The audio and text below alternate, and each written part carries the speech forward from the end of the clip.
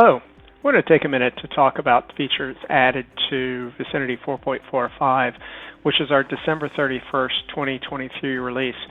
Specifically, in this session, I want to talk about some functionality added to the lot trace inquiry. Now, this screen's been around for a very long time.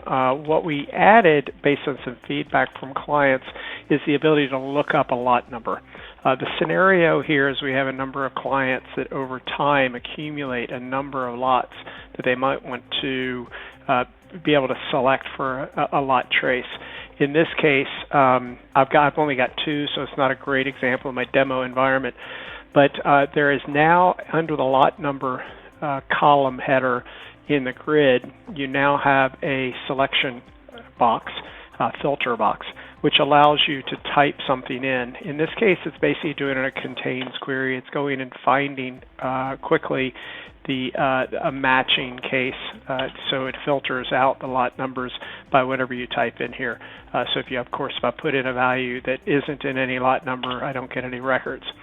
Also, for even more complex filtering, we actually have got the standard kind of custom filtering capability, so you can go and look up various conditions on the lot number. You know, this character, that type of thing is a certain value.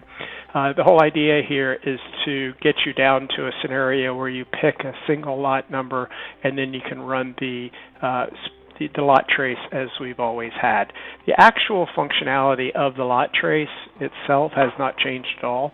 What we've actually added is this filtering capability to limit this list so you don't have a long list of lot numbers to go through. Anyway, that came directly from client feedback and is something we were happy to add. Hope this helps you in your operation. Thanks a lot and have a great day.